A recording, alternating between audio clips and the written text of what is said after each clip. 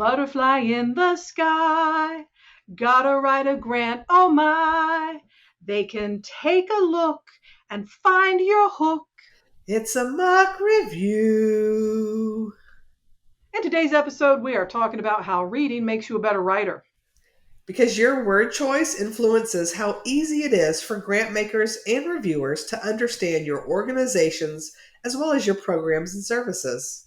If you're the primary writer, especially on complex proposals, it can be hard to get a fresh perspective to find things that may leave the grant maker with unanswered questions. The mock review service offered by D.H. Leonard Consulting provides fresh eyes for any proposal, whether they were the lead writing team or not. Contact them to learn more about putting your proposals through mock review at dhleonardconsulting.com. Reading Rainbow, sold separately.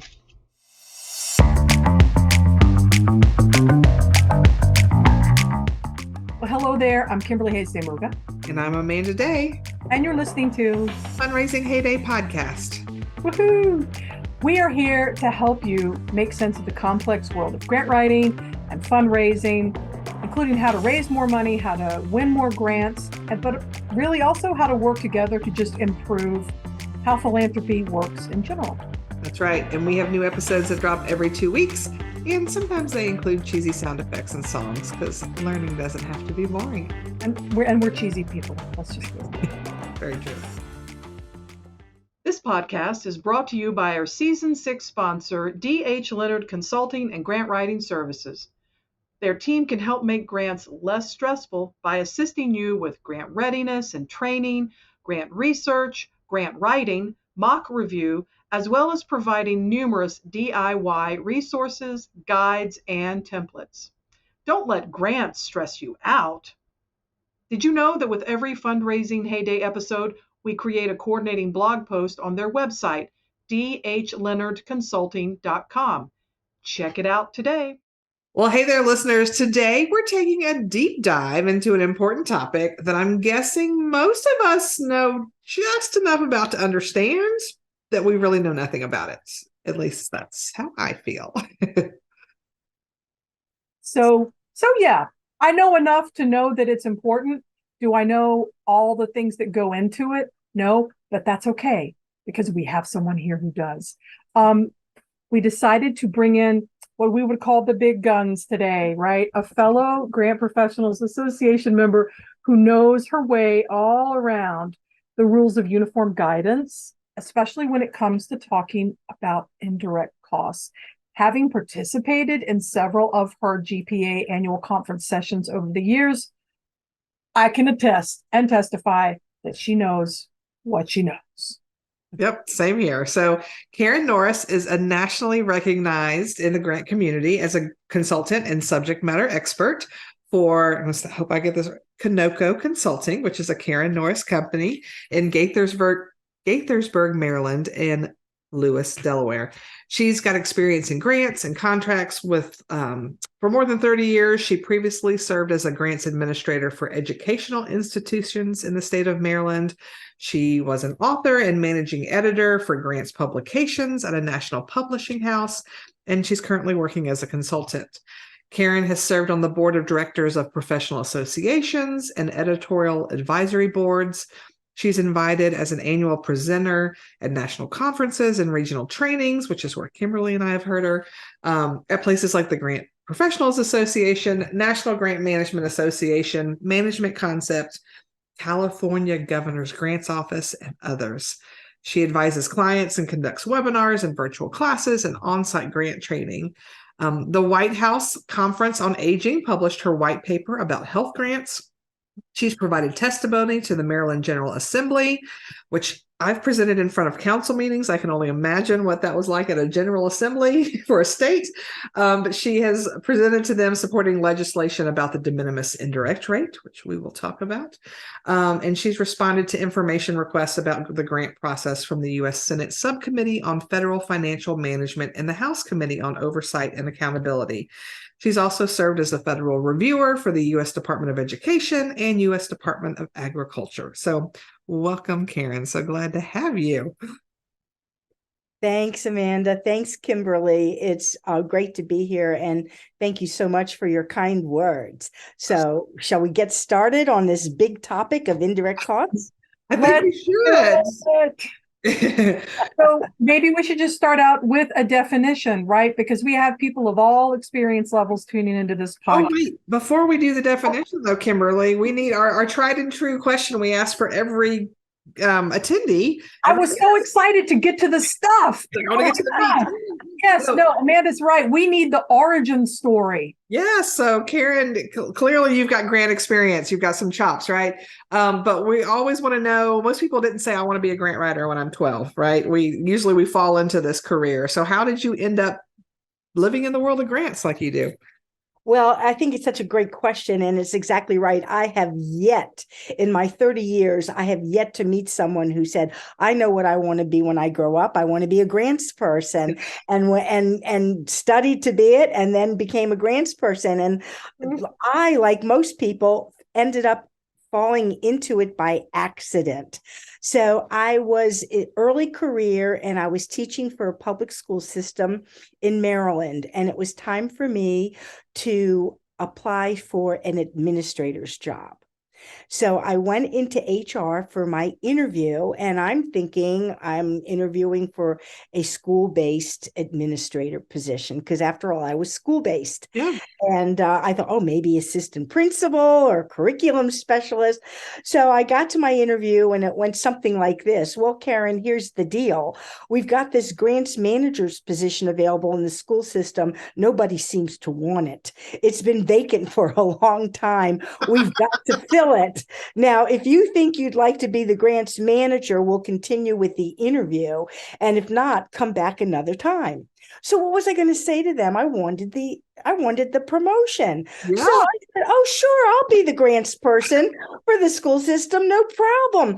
I had never heard of a grant. I had no clue. So I asked a stupid question like, "And by the way, what's a grant?" And so it's not the best question to ask. So HR said, "We have no idea. Go talk to the budget office. They'll explain it to you. And by the way, you have the job." And that was the whole interview. I love it. I love it.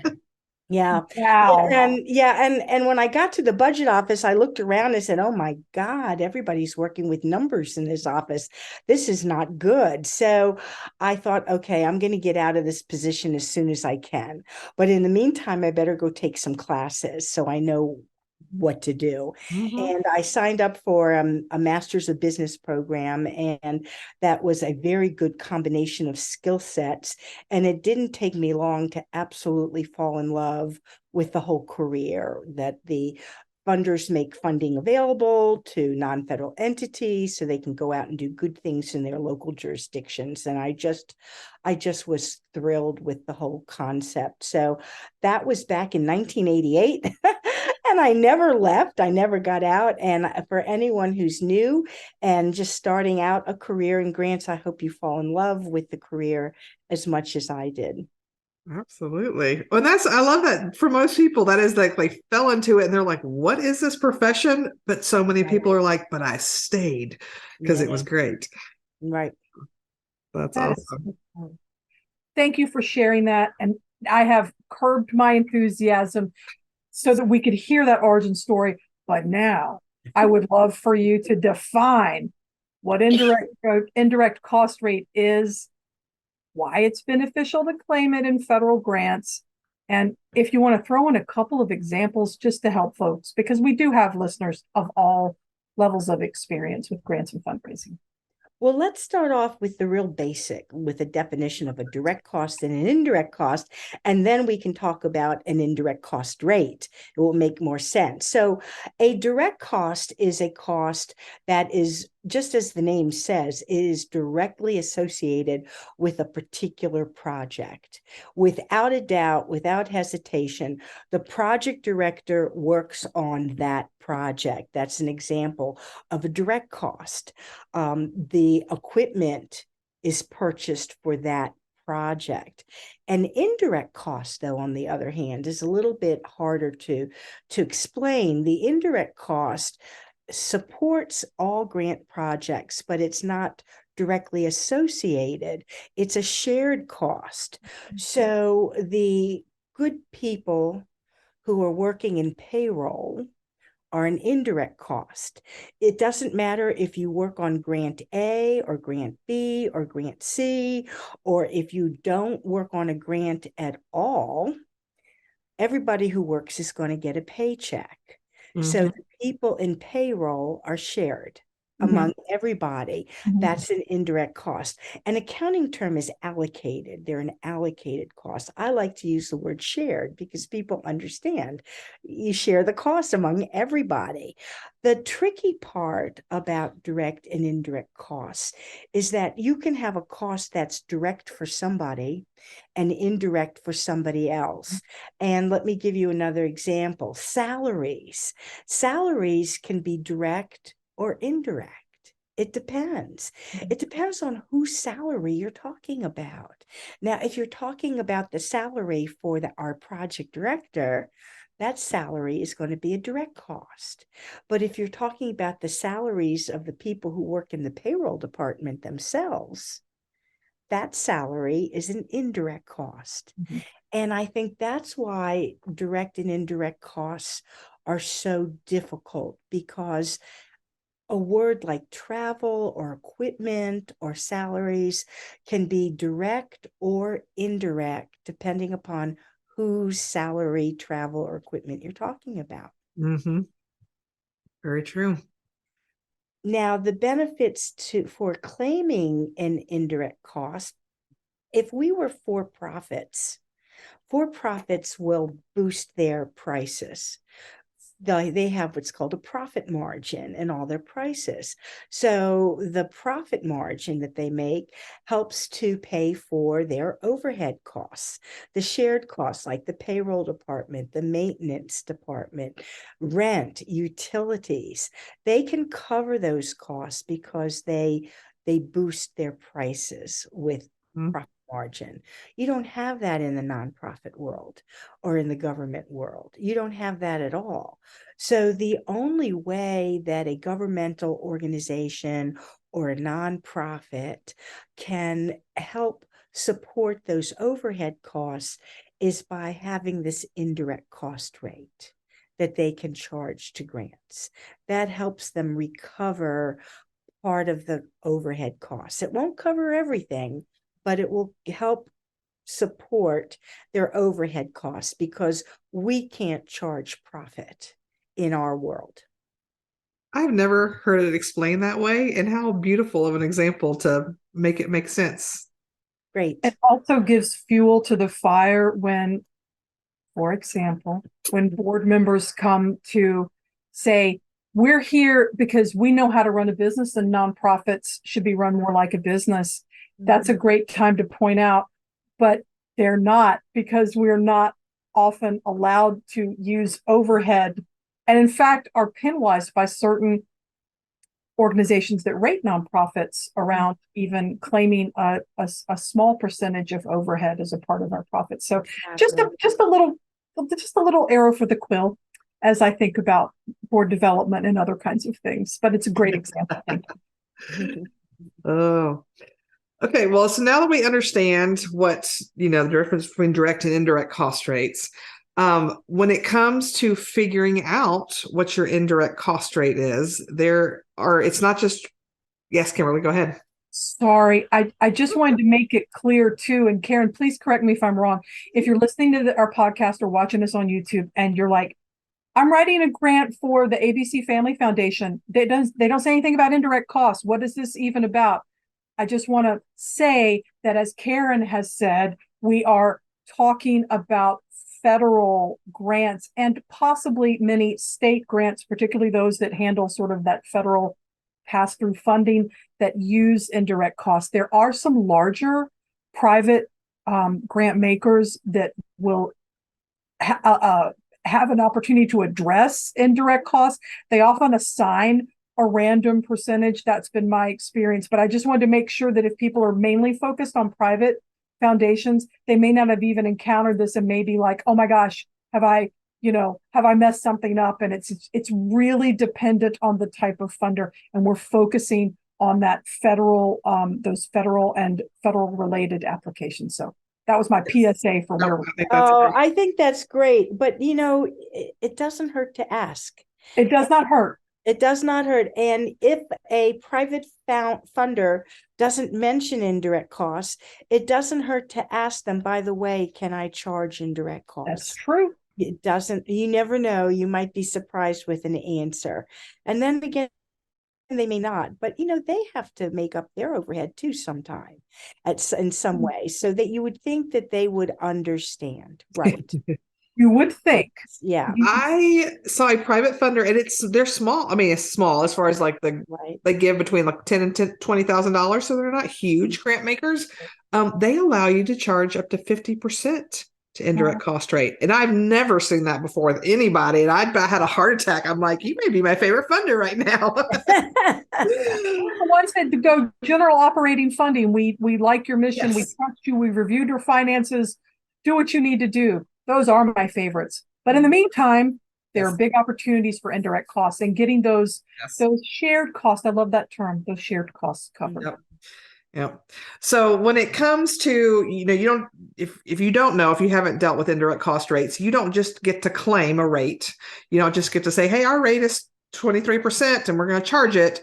You actually have to go through a process. So could you kind of give a quick, and I know it's not quick, it is a complicated process, but as simplified as possible, let folks know, like, what is that process? And because there's different types of indirect cost rates you can claim, right? Mhm. There's different categories, I guess. Yeah, let's start with the different types of rate, and then we'll talk about process.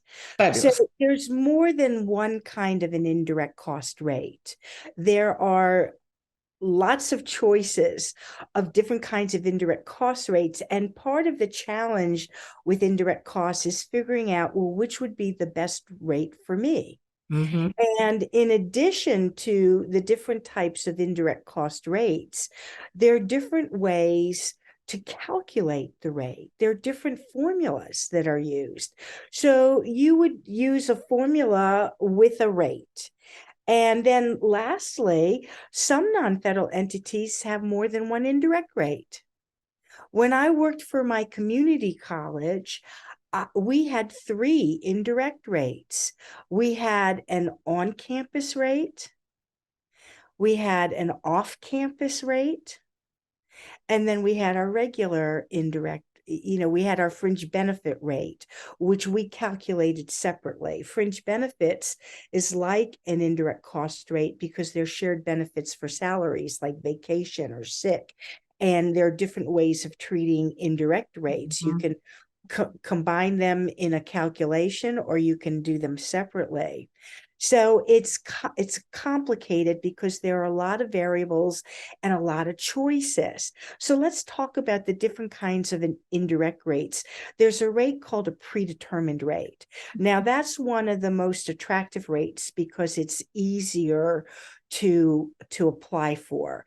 Those rates are usually reserved for very stable agencies like state governments who get the same funding year after year after year. Their funding doesn't fluctuate very much. So you can predetermine the rate, which basically means, oh, I'm going to use the same rate this year that I used last year because our revenue hasn't changed very much.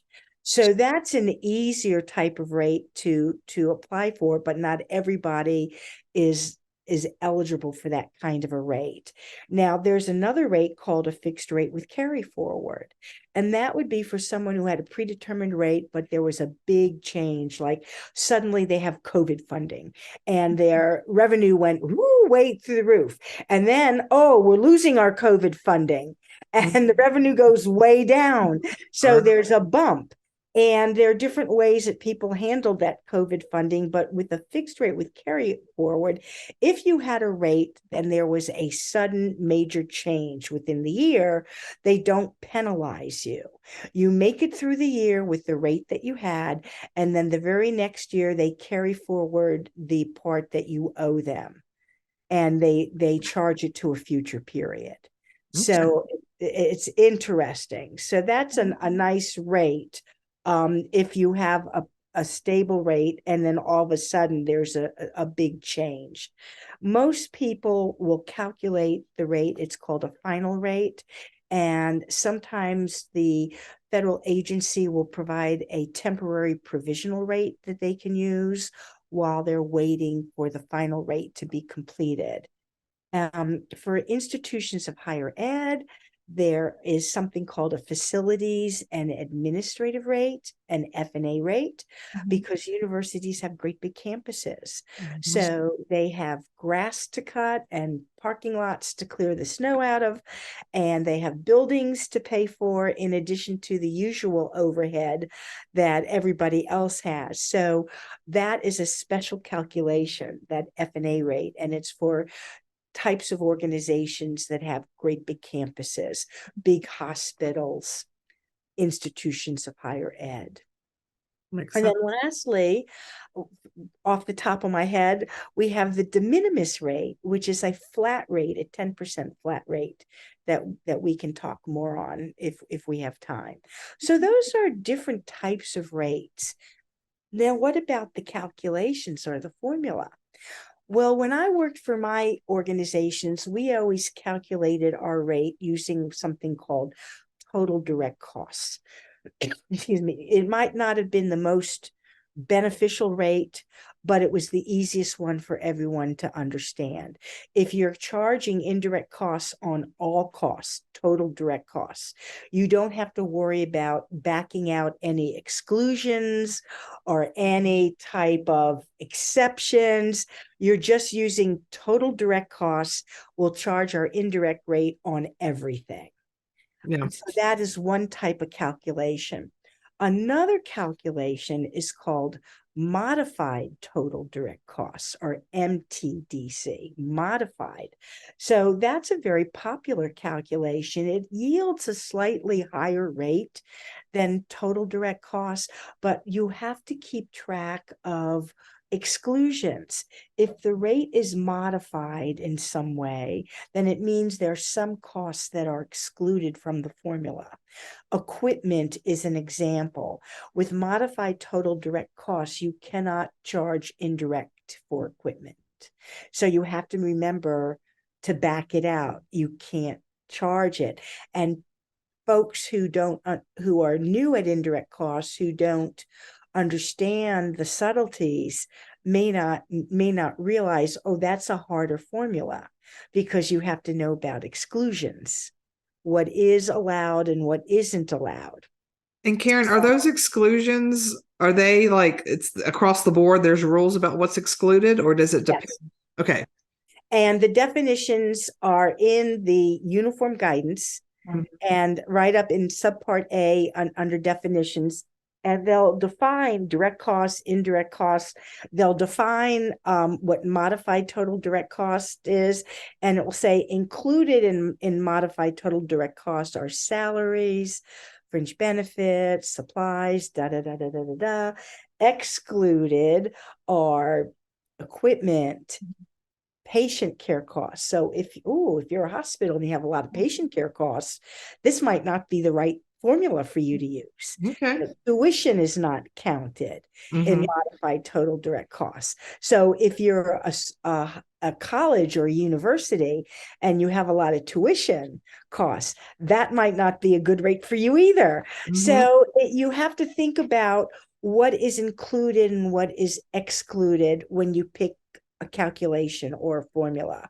Another popular one is salaries only. And that's an easier rate because you're only counting one category. Mhm. So if you're a small nonprofit and you're like, let's say, a social service agency, and you mostly have part-time social workers or part-time people who aren't coming into the main office, but they're going out and working on site with families and clients. And so there's just, the organization is renting small space in a building for the main staff, and the majority of their staff are the social workers.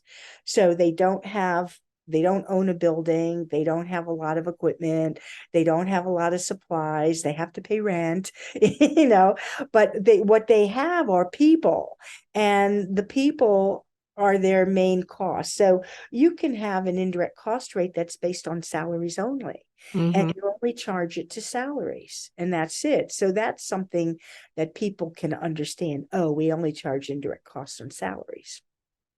That makes sense. So the calculation is different types of indirect rates, different types of calculations, and then some non-federal entities can have more than one rate. Oh, It's really quite remarkable. yep. Remarkable is one adjective. I was going to say incredibly complex, but it's true. It's Well, true. well, it's Yeah. nice that there are options because you can kind of pick and choose what works best for your type and size and of organization. So I mean, options are good, but you're right. It can get complicated and you want to do it right. Right. And you Right. want to do it with trained professionals. Yes. Exactly. You want a licensed professional to help you create your indirect rate. And even with the de minimis rate, which is a 10% flat rate, Mhm. it's not 10% on everything. Mhm. It's not 10% on total direct costs. It's 10% on modified total direct costs. That is the requirement for the de minimis flat rate. I did not know that. Yeah, 10%. So you have to know that MTDC definition to know that you can't charge that 10% on equipment or rent, or rent might be okay. Tuition. Yeah, patient care costs, tuition. There's a lot of exclusions. So it's easy, but you not have to understand MTDC. It's not 10% on everything. interesting. And when you talked about hiring a professional, what kind of person are you looking for? You know, To help you establish those help you rates, establish A right? them. CPA, you would want a licensed professional, a CPA, Okay. but you would want to ask them if they have experience working with nonprofits. Okay. Because a lot of CPAs are in the for-profit world. Mhm. And for-profit accounting is very different from nonprofit accounting. So Yeah. you would want to make sure you have a licensed professional who has experience in the nonprofit or governmental accounting or nonprofit accounting. Okay. Good to know. If you found that trained, licensed, experienced professional and your organization had never established had never even really thought about establishing an indirect cost rate, is there any feel that you would have for how long that process could take to establish that rate, working with a professional who knows how to establish it? Well, if they've never had an indirect rate before, I think it's always a good place to start with the de minimis, Mhm. because Oh, okay. that introduces you to trying to, well, okay, what are my indirect costs? What are my direct costs? Got it. And you have to learn that MTDC formula Mhm. calculation, and that gives you a start. Now, but your question is a good one, Kimberly. It's not so much tied to whether the individual organization is new at it or not, but indirect costs, because they are complicated, take a long time to calculate. Mm. And a typical indirect cost rate will take 3 to 5 years to calculate, if you can imagine that. Wow. I occasionally I've seen it on a 2 year cycle, but it's usually 3 or 4 years. So let me give you an example of a 4 year cycle. If you wanted an indirect cost rate for next year, for fiscal year 2024, you would have started in 2021. Believe it or not. You would take the audited financial statements that have a list of everything you spent for that year, and you would look at those audited financial statements from 2021. And the first thing you have to do is to make 2 columns and divide up those costs. This one belongs in an indirect column, this one belongs in a direct column. And that takes a lot of thought. Oh, well, wait a minute. Our executive director is indirect, but the executive director also works on a grant 50% of the time. So you have to know to divide that executive director's salary in half and half into both columns. So in 2021, you look at your actuals and you put them into two columns. They're either direct or they're indirect costs, or they're a percentage, 50-50, 80-20, whatever it is. And then after you've done that in 2022, I guess you take the 2021 financials, and in 2022, you start dividing them up. And that takes time. And then that's not the only piece of information that is included in an indirect cost rate proposal. You have to describe things, and you have to include your board members and a description of your organization. And so in 2022, you're going to be putting together your proposal. And then you submit it to the federal agency for approval. If you're a subrecipient, you would submit it to the pass-through entity for approval. Okay. And they may need all of 2023 to review and figure it out and approve it. They may need a year to, because they're going to look at it and they're going to say, we don't understand why the executive director is 50% here and 50% there. Can you tell us why you did that? So you go through what they call a negotiation period. And it's not that they're trying to negotiate like a used car salesman. Well, I'll offer you this. Well, I'm not going to give you that. It's not like a counter offer. It's just that they have to make sure they understand why a cost is in the direct column and why a cost is in an indirect column. And sometimes that takes time. And so in 2023, the agency is going to review, you're going to go back and forth, giving them more information. And by the end of 2023, as you start fiscal year 2024, you're good to go. So that is a 4-year process. It is a big process. Maybe you can get it done in 3 years, but whatever it is, you want to give yourself enough time. So, for example, 2021 actuals that for the 2024 rate, that gives you enough time to get it done in time. Now, the other part of that is that indirect costs have to be calculated every single year. The rate has to be approved every year unless you have an exception to have a longer period. So assuming you're with the most people who have to do the indirect cost rate calculation every single year, and if you have a 4-year cycle, that means you have 4 different proposals going concurrently each year, all at a different rate. All at a different stage of development, right, which is why you need a licensed professional to help you keep it straight, because you're not working on one indirect cost rate proposal by itself. You're working on 3 or 4, all at a different stage, and you're working on multiple fiscal years. Wow. That's a lot. I can totally see the wisdom of your suggestion. Start out with the de minimis, and at least get used to the vocabulary, because with the de minimis rate, you don't have to do a proposal. You just have to say, I'm going to take it, but you have to understand how to use it. You have to understand, it's not 10% on everything. It's 10% on MTDC. So you have to understand what that means. And another good suggestion with the de minimis, especially if you're first starting out, you should probably have a local policy that says we're going to use the de minimis rate for our indirect costs, and we're going to use it indefinitely until we decide to calculate a rate, and we understand the definition of MTDC.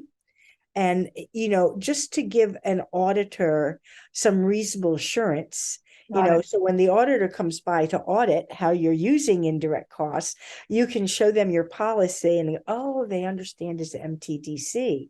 They know what is included and what isn't included. And they've got the this policy is signed by the leadership of this organization, so everybody's on board. And that is that provides reasonable assurance that you're using it properly. That's a great suggestion. Yeah. And if you're wondering, if you're listening and you're like, well, wait a minute, why wouldn't we just always go with de minimis? Why calculate? I would say that it's because oftentimes those true 4-year ongoing calculations for sizable organizations are going to result in a higher de minimis rate. I mean, higher rate than the 10% de minimis rate. I mean, so it could be, depending on the complexity of your organization, your indirect costs. If you're a university, could be 60% even, or 30 or 20, and higher than 10. So I think if you're listening and you're like, why would anyone go through that? It's like, because that's a big difference in the amount of indirect costs that you could get covered for grants, which generally are there for very, restricted funding, particularly federal grants for programs and projects, and able to get that extra funding to keep your lights on, or whatever it is that you calculate for indirect costs, is a beautiful thing. Well, you said a really key word, though, and it's tied to a misconception: to get that extra funding through indirect costs. There is no extra funding. It comes out of the total of the grant. You got it. But a lot of non-federal entities who've never used indirect costs before want it because they think they're going to get extra funding. So if the grant award is $100,000 and they're using the 10% de minimis rate, they think they're going to get $110,000, and it does not work that way. It's a seesaw, so it's proportional. And if it's $100,000 award, now this isn't a true calculation because you never end up with even zeros, but just for a broad illustration, with $100,000 grant award and a 10% de minimis rate, that means you take that $100,000 award and you use $90,000 for the direct costs and $10,000 to help pay for the overhead, the indirect costs. So you have to reduce the direct costs as the indirect costs. So if you have an organization that has a 60% indirect cost rate, which could happen, particularly in the world of institutions of higher ed, because they have such big campuses, they have so much more to take care of than the average entity. Think about it. If you have $100,000 award with a 60% indirect cost rate, they're going to skim off $60,000 right off the top of that award to pay for overhead, and there's only $40,000 left to use for that project. So you can imagine why the program managers of an organization are like, wait a minute, that's my grant. I worked hard for that grant. I want that $100,000 for my project. I don't want to give up $60,000 of that $100,000 for the general coffers of the university. So another reason why starting off with the de minimis rate, even if it's not the best or the most advantageous rate for an organization, it gives a great introduction to the world of indirect costs. And 10% reducing the indirect costs by 10% is something that's more palatable for the program managers to deal with. The financial managers of an organization understand how critical those overhead costs recovery are. But the program managers who just want to deliver mission and they want to deliver the program, they don't understand about overhead. They just want the money to go for their project. So 10% is a good place to start. Yeah. Well, and I know I worked for the city of Alpharetta for a long time, and we didn't even claim the de minimis rate for that, for the reason you're talking about. We typically were wanting 100% of our grants to go directly to programs. And so we never claimed any of that indirect cost rate on any of our grants. But part of it too was, one, we wanted it to go to direct, and our finance department, even though we had a few CPAs on staff, we just didn't have the bandwidth to deal with it. So we just kind of decided, you know what, we'll just use all of our grant money. And it wasn't like, I mean, grants were such a small percentage of our overall operating budget. So it was an easy decision for us to just go that route. Can there be any other reasons people might want to not claim indirect costs? Like, because I mean, it sounds like a great idea, right? But that, that When you get into it and realize that it comes out of the total grant, as opposed, it's not an add-on, I think. Yeah. Karen was explaining, that can be a real eye-opener. Yeah, it is an eye opener. And so it's one of the top 10 audit findings that people make mistakes. So having indirect costs, because people, they don't understand there are different kinds of rates, there are different kinds of formulas, they don't understand what modified total direct costs are, they're charging indirect on everything. So there are typical audit findings with indirect costs. It's difficult to do that proposal. As you said, you don't often have a bandwidth, which is why a lot of organizations will hire, even if they have a financial office, they'll hire a specialist with a CPA with a background in nonprofit indirect costs to help them efficiently put together a rate proposal. It's just complicated, but it's the benefits far outweigh, in my experience, the risks with it. If you're able to charge some indirect costs, I would recommend you try to do it, because it does take a lot of money to pay for the maintenance people, and to pay for the internet, and to pay for the rent, and to pay for all those maintenance costs. And the grants benefit by that, so they can contribute a little bit toward the overhead costs of an institution. Another good reason to go for indirect costs, even while you're weighing, is that once you have an indirect cost rate, there's no rule that says you must charge it. That's true. You can decide not to charge it anyway, or you can decide, let's say you have a 28% indirect cost rate, you had it negotiated. You could say, what if the grant has a 20% cost sharing requirement? Well, you can waive the indirect costs and apply it to cost sharing. And it is such a wonderful way to satisfy a cost sharing requirement. It's auditors like it, they can document it. So here you have your same $100,000 grant award, and you have a 28% indirect cost rate.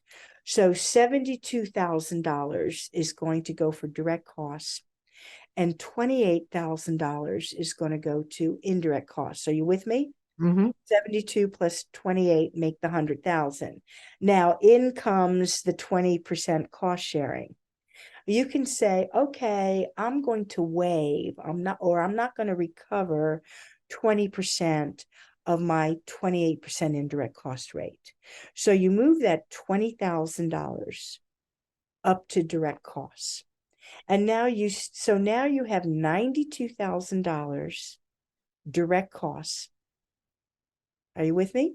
Right. So hopefully I'm happy to repeat if I need to. No, listening on.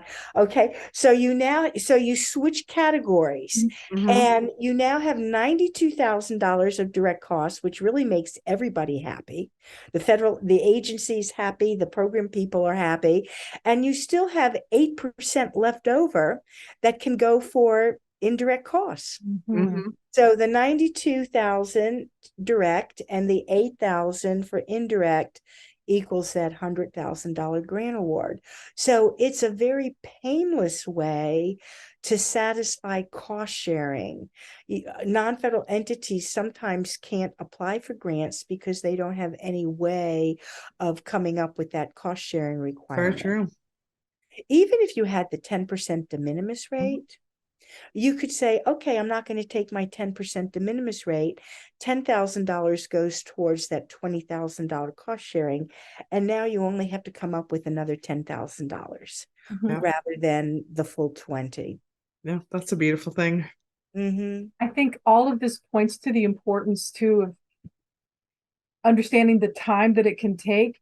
And if you're working on a federal grant that's due in 3 weeks, now is not the time to to go, wait, we need to calculate our indirect costs because it's not going to happen in 3 weeks. Well, that's a wonderful comment, because that's not how it happens at all.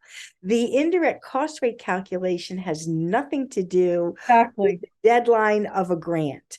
It's tied to the fiscal year. So you would calculate the indirect, a non-federal entity, not you, but a non-federal entity would calculate its indirect cost rate based on its fiscal year. And it's irrelevant whether they have 2 grants or 20 grants. And that's that's the habit that needs to be developed. Each fiscal year, when the fiscal year comes rolling around, I need to look at my indirect cost rate, and do I want to use de minimis, or do I want to try to calculate a rate? And then the rate will take anywhere from 2, 3, 5 years, to, depending upon how complicated an institution is. Now, if you're a state government that's very stable and you're using that predetermined rate, it's not going to take 5 years. They could just say, our revenue hasn't changed. We're going to use the same indirect rate last year as this year. That's all it is. That's all they have to do. It's beautiful. But then at the end of the year, they have to do a double check. They have to look at the actuals and with what they estimate and go, oh no, didn't change. No problem. We'll use the same rate the next year. So again, some rates are harder than other rates to calculate. But the calculation is always tied to the fiscal year of the non-federal entity. It has nothing to do with when a grant proposal is due. Yeah. So I think that's a distinction that I just wanted to make sure we made that a couple of times, because it's easy, if you're not familiar, to conflate the two. And even though we've used the word proposal to talk about a proposal for calculating those rates, working with an entity, it's not a grant proposal. No. For our seasoned listeners, they're like, we got it. But I'm just saying that as a newbie many years ago, I was like, what's the difference? Because I came to it because I like to write, not because I had a facility for budgets and numbers and calculations. So I just always want to make sure we get the points out that it's an ongoing calculation that takes a form of a kind of proposal prepared by a CPA or a firm. It's not a grant proposal, but a grant proposal can be a financial proposal. Yes. It's a financial proposal for your overhead, right? There's no program statute, there's no mission being delivered. It's strictly a financial proposal that's separate and apart from any real proposals that an entity would go for. And it has to be timed with the fiscal year of the non-federal entity. Now, if you're one of these unhappy non-federal entities, well, golly day, I'm a city government and all of our state funding is tied to our fiscal year, then you do have a problem where you have lots of proposals happening at the same time that you have to do your indirect cost calculation. So, that does happen too. But the indirect cost rate is always tied to a fiscal year, where the proposals for programs or research are throughout the year, all with different deadlines. And of course, if you have the de minimis rate, you can keep it, indefinitely. You don't have to recalculate it every year. You don't have to do anything with it every year, but just continue to use it. So again, it is significant reduced administrative burden with that de minimis proposal.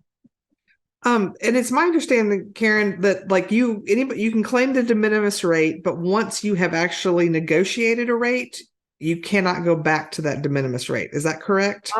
When the uniform guidance, great question. When the uniform guidance was first released in 2014, that's exactly the way it was. The de Mhm. minimis rate was for a non-federal entity that never, ever, ever, ever had a rate before. And then and then once you got a rate, and if it didn't work out, if it was too hard, and you said, "Oh, this was a mistake," Yeah. I don't like this. I want the de minimis again. They couldn't go back to the de minimis. So there was a big outcry of unhappiness in the grant community. So when the uniform guidance was revised in 2020, one of the changes that they made was with the de minimis rate. And the new verbiage says, and for those of you who want the citation from the uniform guidance, it's 200.414F, as in Frank. There's the citation. So the new rule says that a non-federal entity may use the de minimis rate as long as they do not currently have a negotiated rate. So if they used to have a negotiated rate and then gave it up because it was too problematic, they could go back and go to the de minimis rate. That was a very positive revision. Yeah. When the uniform guidance was revised in 2020. I missed that, but what a great, I'm glad they did that because I can imagine a lot of people thought, oh, I can get more money and it'll be great. And you're like, wait, no, it's more trouble than it's worth. But again, Yeah. it's not like they're getting more money. They can just sort of Yes. change the balance of the funding Yes. they're getting. Yeah. True story. Exactly. True But story. it's a big misconception. People think I'm getting more money with Mhm. the and it's not. It's just a shift in how they Where that use money the money. goes. The grant is capped at whatever it is. And so you have to split Hmm.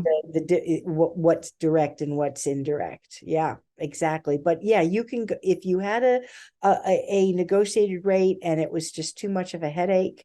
And as you said, the finance department doesn't have the bandwidth to keep up with it. You could drop it, and then the next fiscal year you can go back to using the de minimis rate. Very nice. One other thing that came to mind too, especially for listeners who are new to the idea of indirect cost rates, we've talked about negotiating your rate, and you mentioned if you are a subrecipient, you would go to who's funding you. But if you have money directly from the feds, let's say I've got grants from Department of Justice and Health and Human Services and Department of Transportation, do I have to go to each of them, or do No, I? So how do I decide where I go to the best negotiate my practice rate? is it's not written specifically anywhere, but Okay. the best practice is that as long as you receive federal funds directly, you can go to the federal agency to negotiate the rate.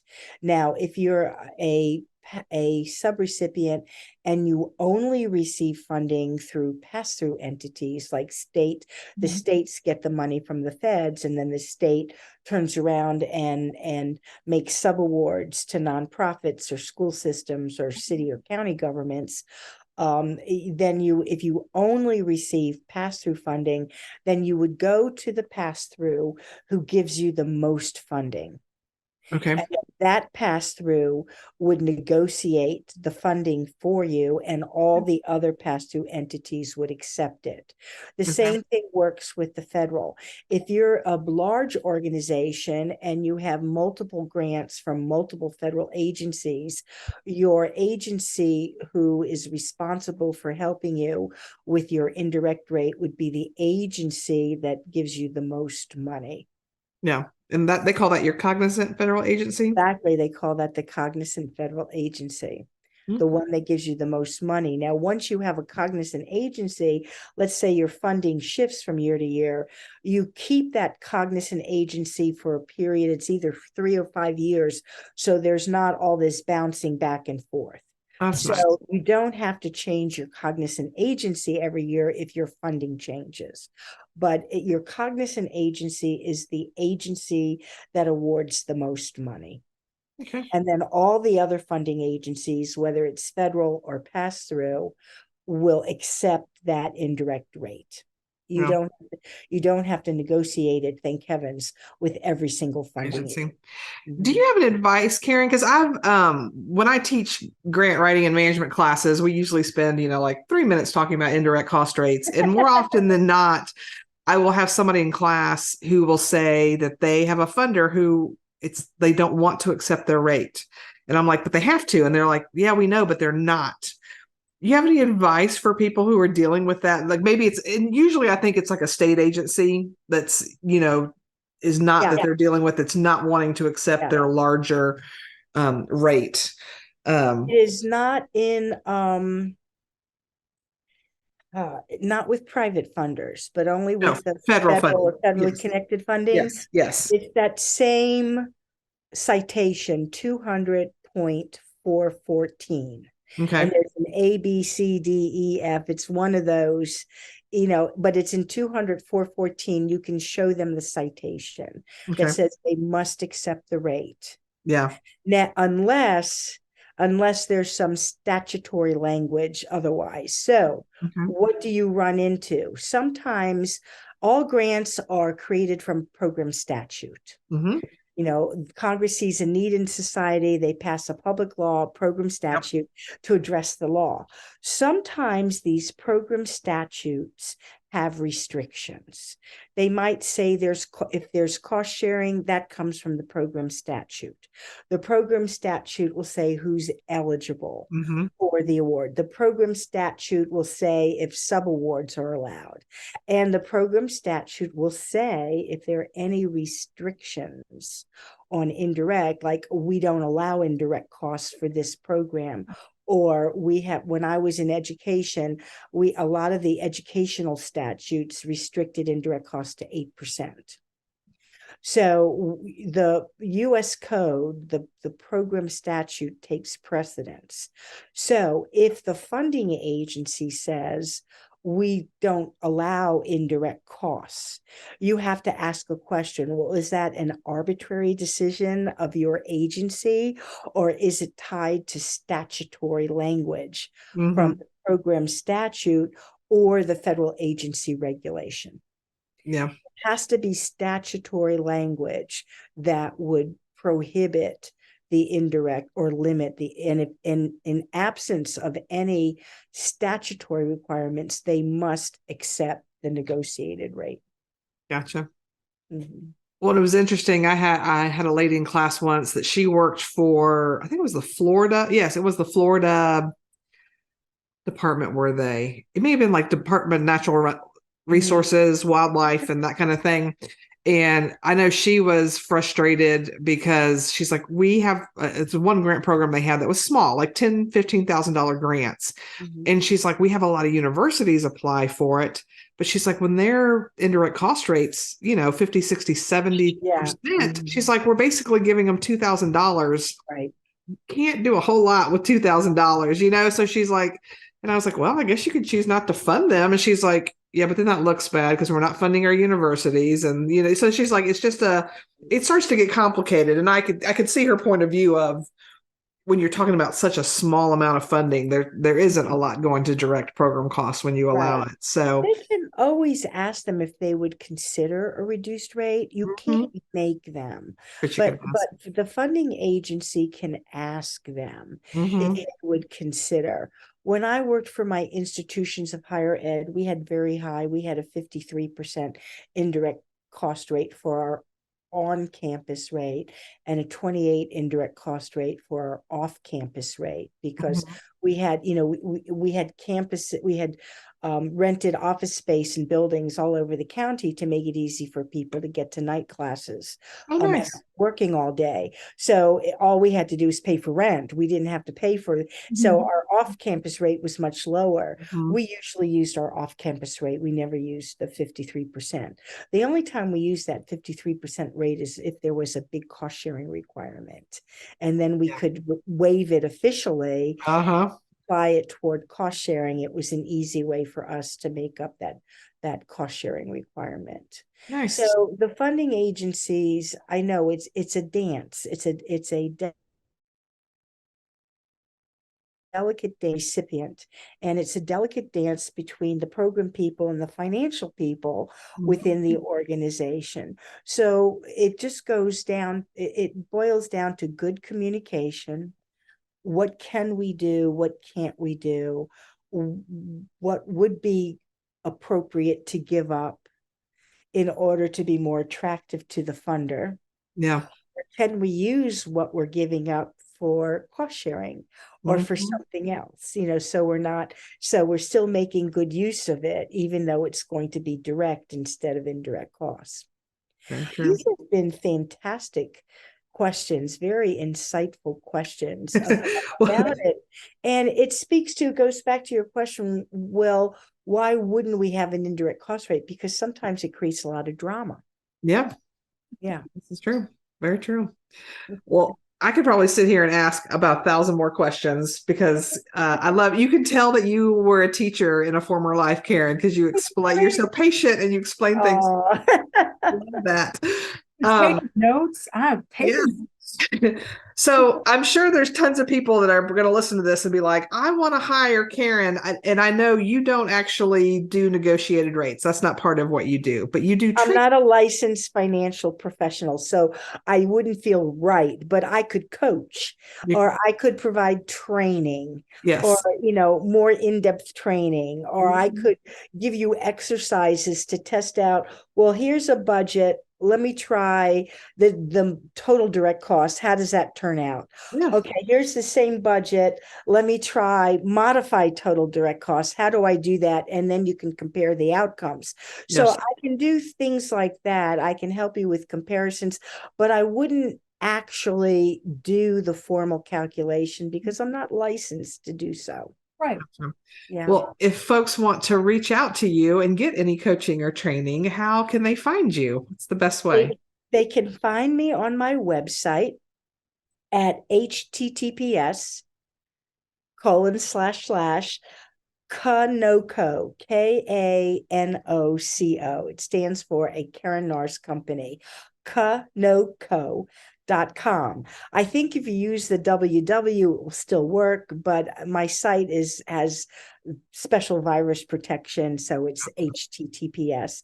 You can reach me by email at knorris, KNORRIS at Kanoco.com, or my cell phone is 301-613-1277. You're so kind to share all of that. So, well, thanks for joining us today. This was fantastic. I learned a lot. I know, Kimberly, you said you took all kinds of notes. Taking notes, right? I just think it's fantastic. And I just feel so lucky that we get to do this podcast and bring on people like you who can walk us through these specificities and give everybody some food for thought, but also maybe I would just like to humbly suggest that if you are in an institution and you're the only grant writer there and they're like, you're the grant writer, handle this indirect costs thing. Have them listen to this podcast. Use this as a tool. Yeah. Explain and help educate up, because I think we do an annual rip from the headlines about grant management gone wrong and people going to jail and money going back and all this. But a lot of that can happen, I just think, through just ignorance of how these things work. And I didn't know. I could do that. Or I didn't know I shouldn't have done that. That's usually what happens. Oh, the de minimis isn't on everything? It's on what? Yeah, because I always thought de minimis everything. Yeah. So I think it's just even if you're in a position now where you're like, oh, I only go to private foundations. Trust me, I started out my career in private and corporate, but it's expanded, and this kind of information you can take to a future employer or client, or you can just educate up and help people understand who may not understand the benefits and the complexities of this kind of work in grants. Right. Very true. We are so glad that you took the time and chose to make the time to listen to our podcast, whether you've been with us for this very first episode or all the way since 2018. Please follow and leave a review of Fundraising Heyday on Apple Podcasts, if that's where you're listening, right? Otherwise, if you're listening to us on Spotify, share a link with friends. It really makes a difference. It seems like a cheesy request, perhaps it is, but it makes a difference in how the algorithms for these platforms connect us with people just like you who could have fun while they're learning and benefit from that community connection. Now, if you just can't get enough of the Heyday stuff, I would also invite you to visit our new shiny website, heydayservices.com. That's Heyday, Hayday, services.com. And you can sign up for our newsletter, the Heyday Hot Takes, where you can find out about keynotes and trainings that we're doing, but also find out about some key emerging trends and other things going on in the world of grants and fundraising. We want to give you useful things that will help you do your stuff. Thank you again to our Season 6 sponsor, D.H. Leonard Consulting and Grant Writing Services. We appreciate their support in making grants less stressful. Visit their website, dhleonardconsulting.com, to download their latest resources today. We're so honored you chose to spend time with us today. Please join us again in 2 weeks. We're going to be talking about the pros and cons for organizations, whether they're going to hire a grant consultant or hire an employee to handle all of their grant stuff. So who knows what's the right one for your organization? Join in and find out. See ya.